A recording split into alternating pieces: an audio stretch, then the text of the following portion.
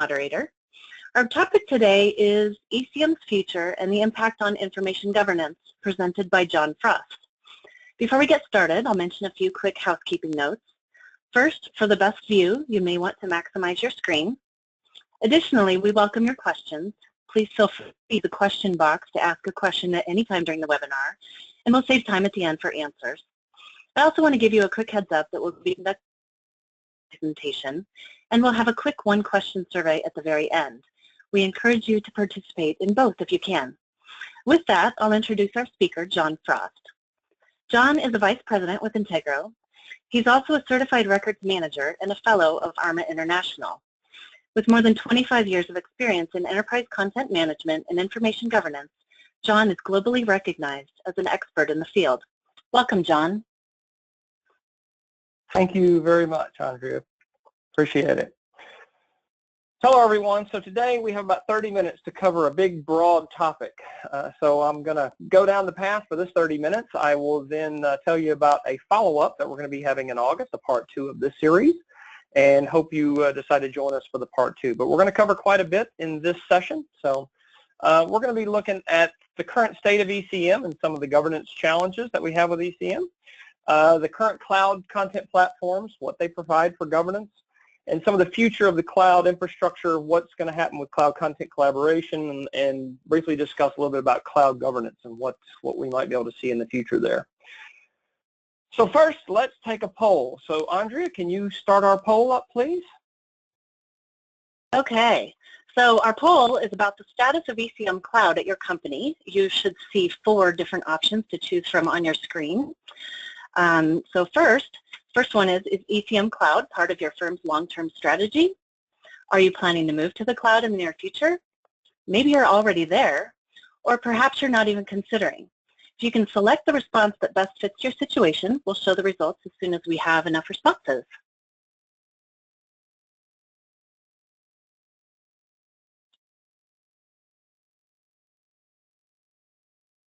Looks like we're at about 50%.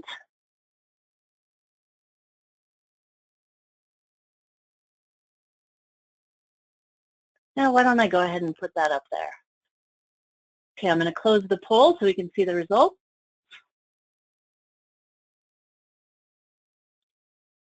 There we go. John, can you see the poll?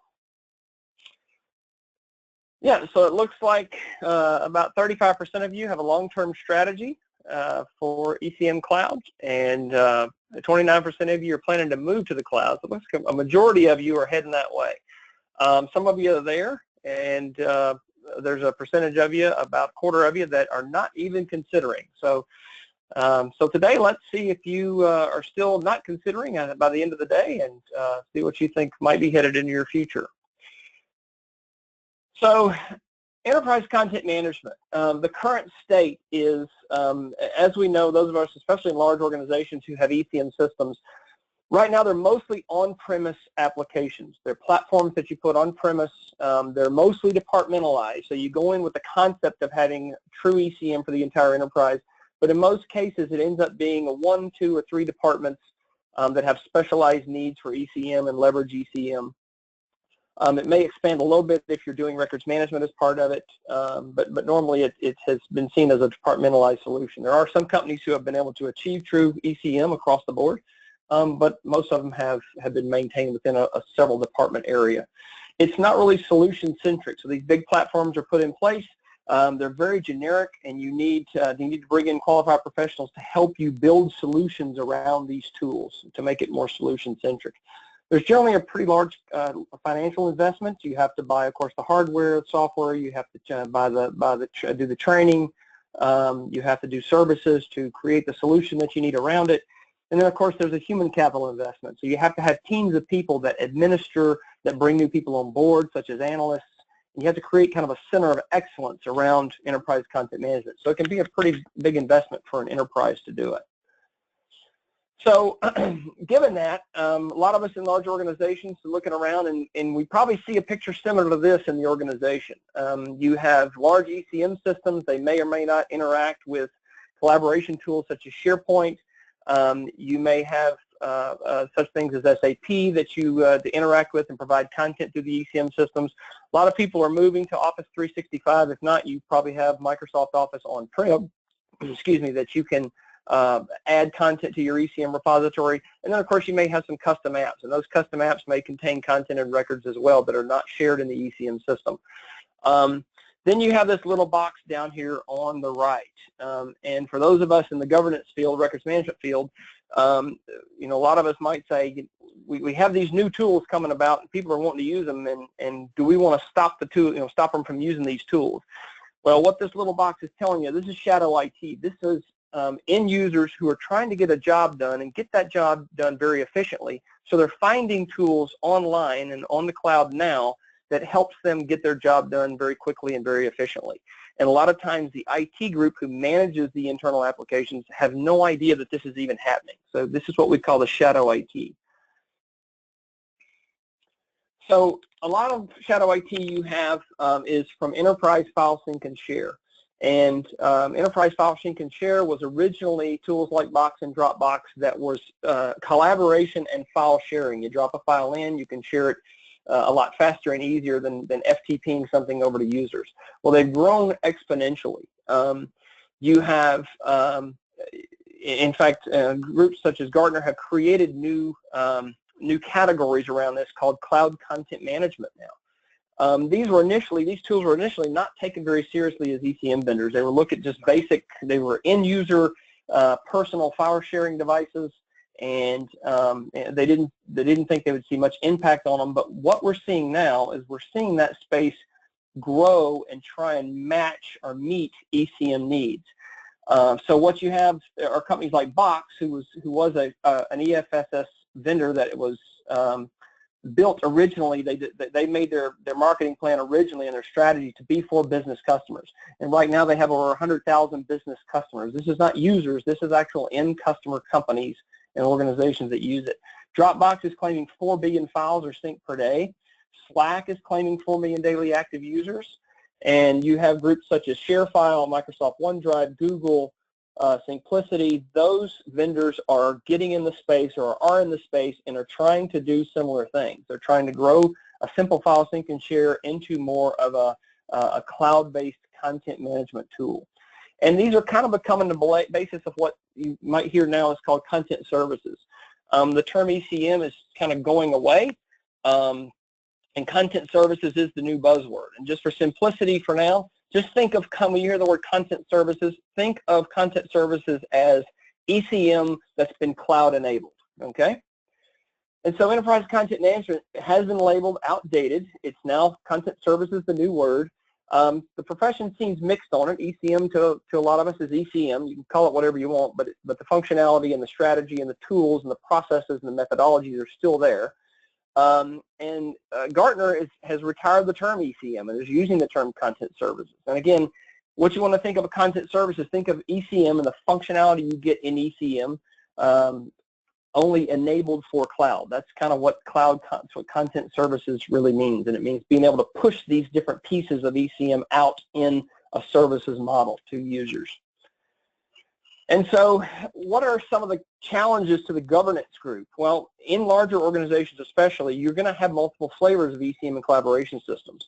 Those of us in the business, and especially in the services side who have gone into companies, you will see a mixture of IBM FileNet. You may see Documentum in there in another part of the organization. You may see SharePoint across in the organization as well being used. Of course, with the shadow IT, some of them are using Box and Dropbox. So you have this multi-flavor thing going on within an organization and not one true ECM model.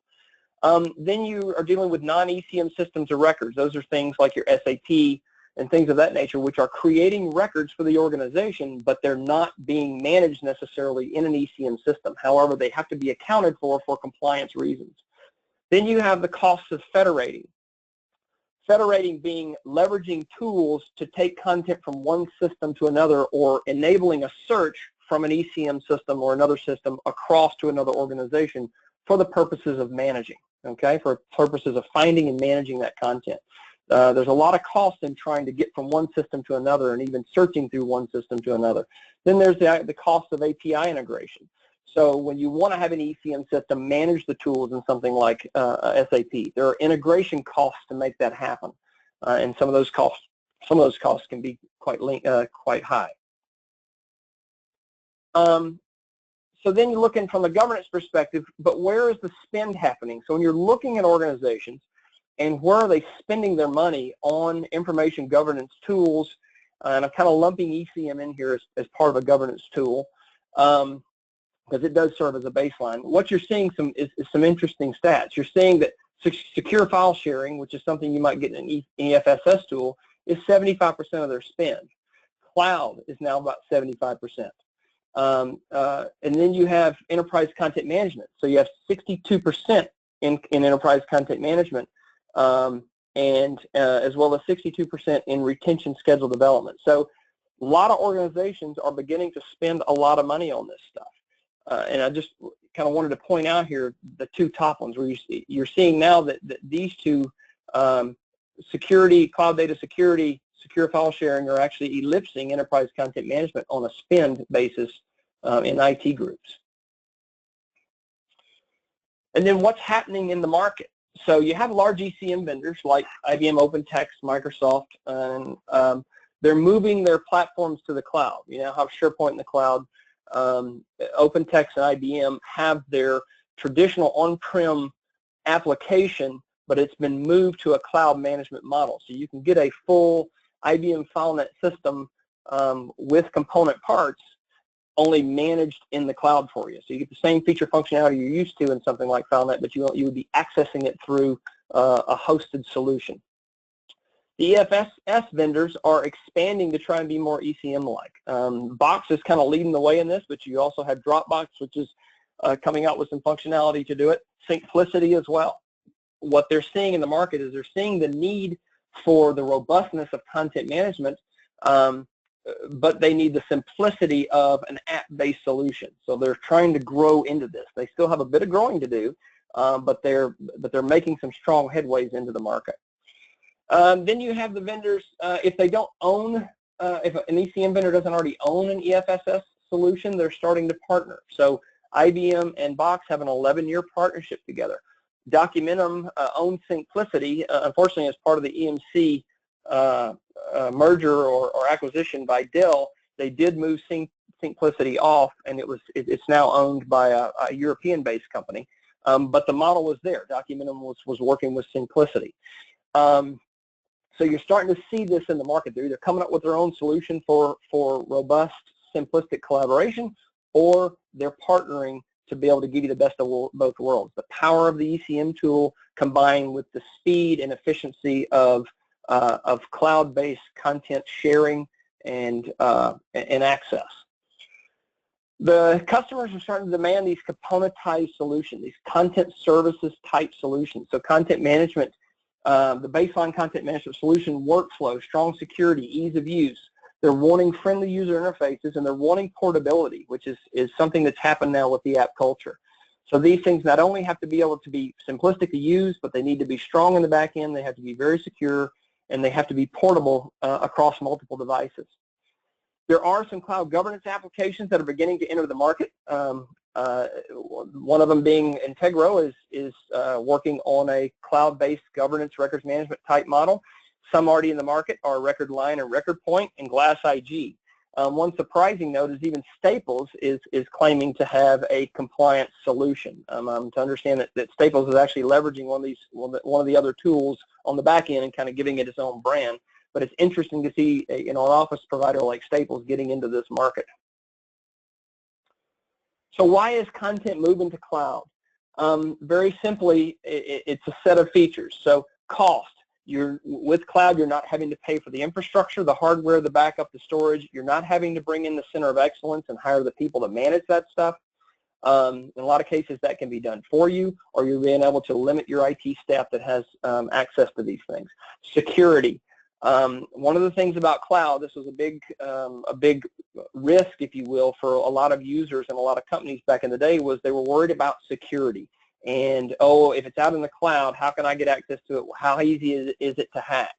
What we're finding out is especially the three big providers of cloud infrastructure, which is Amazon, Google, and Microsoft, these companies are spending millions, if not billions, strictly on security, and have teams trying to make sure that they don't get breached, because they're entrusted with your data and your information, and just one simple hack or one simple compromise could basically destroy that company's reputation. So security is a very strong factor now in cloud, and is one of the best reasons actually to move to cloud.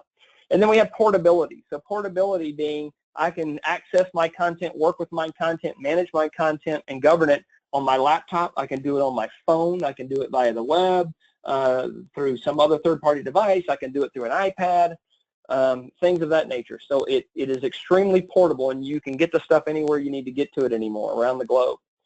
The long-term growth and maintenance. So these companies spend a lot of time doing their updates and doing their maintenance on the back end, and because of the redundancy they build in these things, you never notice it. So you may have version 1.0 and you come in tomorrow, come back to work on Monday, you have version 2.0 and you never knew what happened. It was pretty seamless to you. Scalability, they can quickly, they have development teams building stuff all the time. They generally have quarterly updates, and they're scaling these things to large numbers of users rapidly. So most of these cloud service providers can add your entire company just in the drop of a hat. So so they're extremely scalable without your company needing to be. We talked about transparent updates, leveraging locations. So a lot of these can leverage, because of their robustness, they can leverage the location of the end users. So when you're moving content or sharing content or accessing content, it can leverage the location of your laptop, your iPhone, or whatever it is, and that can provide value in such things as insurance claims and things of that nature. So they have this ability. And then acceptance. The large portion of people coming in the workforce now are the millennials. The millennials are used to an app-based culture. They're used to getting everything on their phone. They're not paper people. And in the future, we're talking about, we've been talking about for about 30 years having a paperless office. It's going to be this millennial generation that actually gives it to us, because to them paper is redundant, it is obsolete, and it gets in the way. And so these guys are accepting this type of cloud infrastructure. They're accepting working in the app culture, and this is really as big a change as going from client server to the web. So back with us, the baby boomers and the Gen Xers, back when we moved to the web, that was a big shift in how business was done. And what you're seeing is a huge shift again, and that's moving to the app culture with the millennial generation. And so how does some of this work? So working with cloud is basically broken up into three components. You have an infrastructure layer. These are the main three providers: Amazon, Microsoft, and Google. These guys provide the backbone to cloud-based computing. Then you have the platform layer. These are areas such as Force.com or Box Platform, which provide their set of tools in a robust platform that you can tie into either with their apps, their native apps, or through customization, building your own customized deployment of Salesforce, building your own applications on top of Box. One example would be something like LegalZoom. So LegalZoom has an app out there. When you use LegalZoom, you're interacting with LegalZoom, you're providing content into LegalZoom for your wills, etc. That content's actually stored at Box on the back end, and Box Platform was leveraged to build that actual application. So then you have the application service layer. These are where the native apps that you're used to on your iPhone are leveraged. So that layer ties into the platform and infrastructure layer to be able to allow you to do what you need to do. And so you have Office 365 with your Word and your PowerPoint and those kind of things you can access. That's happening all in the application service layer. So what are going to be the results of companies starting to move to cloud? One thing we have to look for is a big change in the market. So the larger ECM vendors, their tools are very powerful. They're very robust. However, they weren't designed for cloud-based work.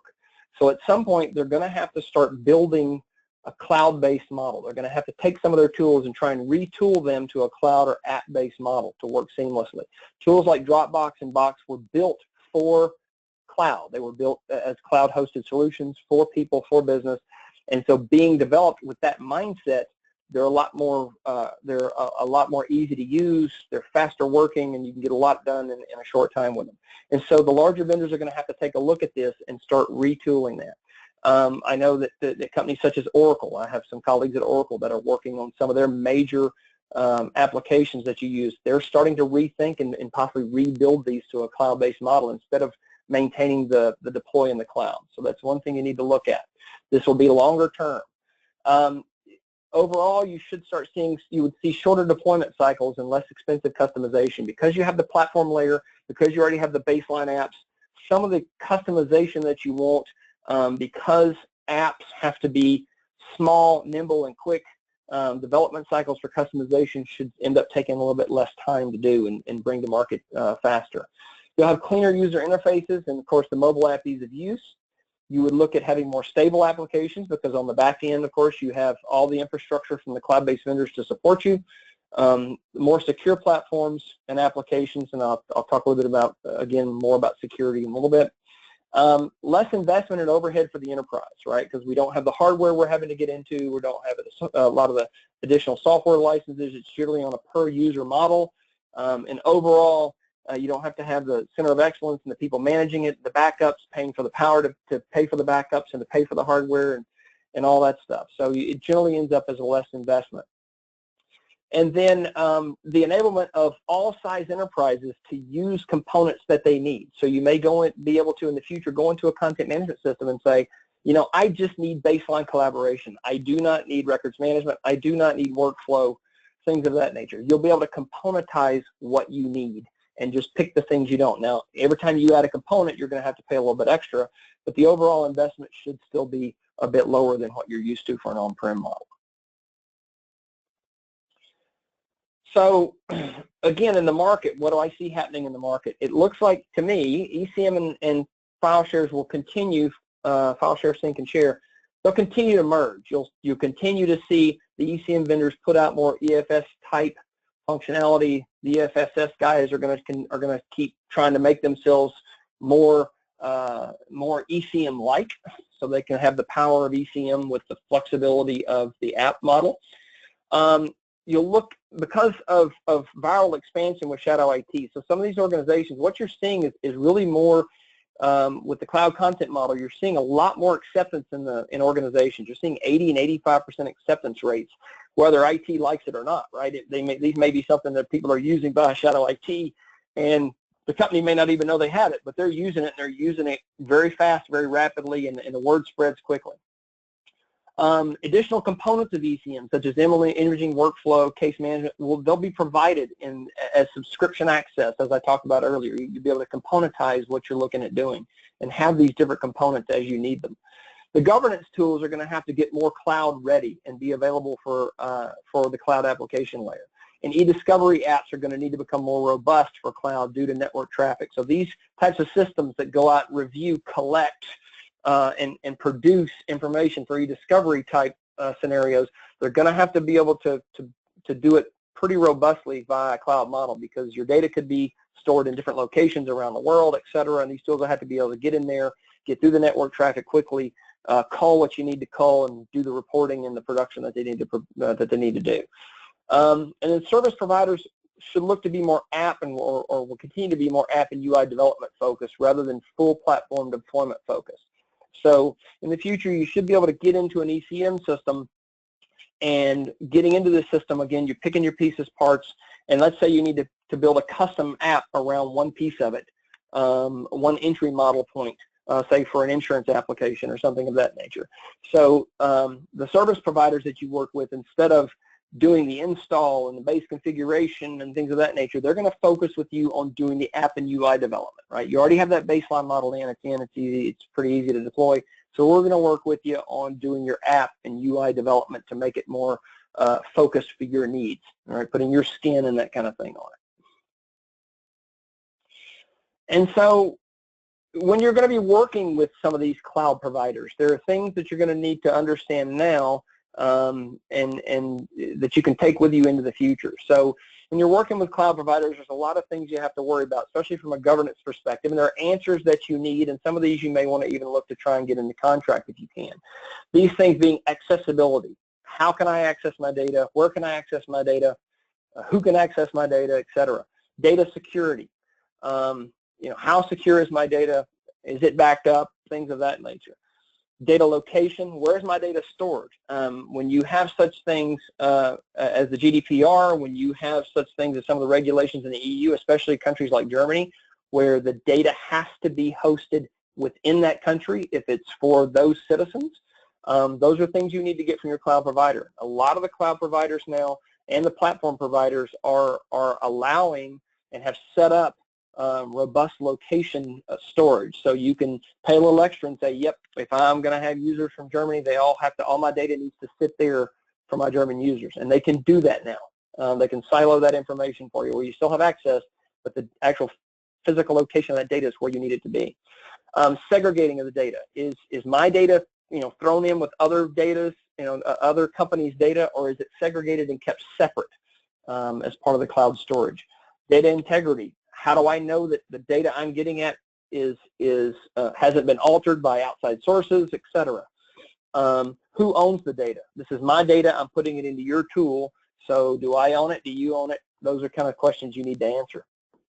What's the experience of the provider? How long have they been in business? Are they making money? Are they, do they have experienced teams and can answer your questions in an expeditious manner? The qualifications of some of their staff, especially the back-end staff. What kind of qualifications do they have in working with your systems, your tools, etc. And the financial stability, which I just talked about. One example I can give you is in the Texas Education Agency had a cloud provider for inputting student information, etc., things all about the students in this one cloud-based system, and it was very secure, very good system. One day they get notice that the institution is going to be filing for bankruptcy, that they're going to be going out of business. So in if you want to say a panic, what the institution did was they told all of their different schools, hey, you need to get your data out of this system. There could be trouble without first talking with the provider. And the mad rush to get into the system to download their data basically took down the system, because everybody at once went into the system trying to get stuff out and shut it down. Things eventually got worked out. Everybody got their data. Everything was fine. But these are some of the things you need to talk about when you're working with cloud providers. You need to find out stability and things of that nature. So why is your company going to end up moving into cloud content management and governance in the future? First and foremost, it's going to be cost. As I said earlier, it's going to be cheaper to do these things. Security. These environments are a lot more secure. They have an army of people behind them. Their reputation's at stake. They can get high-end security people and more of them faster and run tests against it and do what they need to do to protect your data better than you can. Portability and shareability, as we talked about earlier. Where can I get to my data? Can I get it on my devices? If I'm in Belize on vacation, can I access that contract? Things of that nature. Business transformation. These tools are coming in, and they're making large transformation of business. As I said, the app culture is coming in. Everything's simplistic, powerful but simplistic. And so the business transformation that can take place is going to be a key driver. And then shadow IT. A lot of your users, whether you know it or not, they're already out there using this stuff. So instead of fighting it, you need to embrace it. And if you're in the governance profession, you need to learn how to work with it.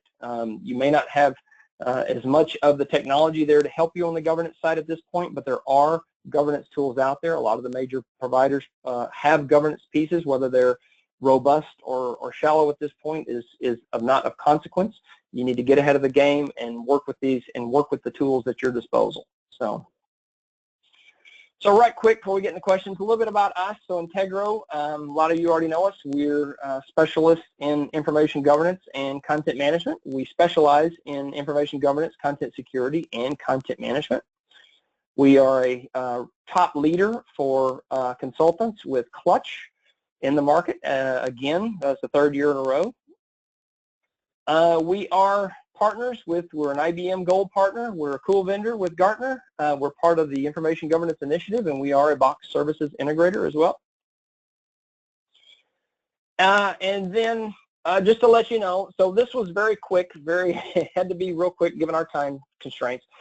We'll be doing another one, a follow-up to this in August. We'll be talking a lot more depth on content services, what it is, a lot more pros and cons on content service providers, what to look for in a provider, and a little bit about how you can plan for the future. A lot of the stuff I've been telling you about today, it's not to tell you to go dump your full ECM system and get into something else, because it's just not there. And it's not robust enough. What you need to do is start marrying the two, and over time you'll have a fully robust cloud system. So with that, I think that does us. Andrea, do we have any questions? We do. We have a couple of questions. The first one, it reads, just like a paper document is stored and goes through the destruction cycle, will this apply to the cloud as well? So you're talking about life cycle of content, life cycle of records. Absolutely. So what you will see, and this is really event-based retention, if you will. You will see a lot of the providers provide event-based retention, and some of the tools out there you may want to investigate, such as Records Line. You may want to see if some of those can already do it, Glass IG. But yes, what it's going to be able to do in the future, you will be able to have event-based retention. You will be able to, and in some cases, you should be able to manage in place. So you'll have this robust feature to be able to manage the life cycle as an add-on, and it'll be able to do it in place, and it will be able to be event-based. Okay. I have one other one. Is current EFSS a replacement for full ECM solutions? No, not at this point.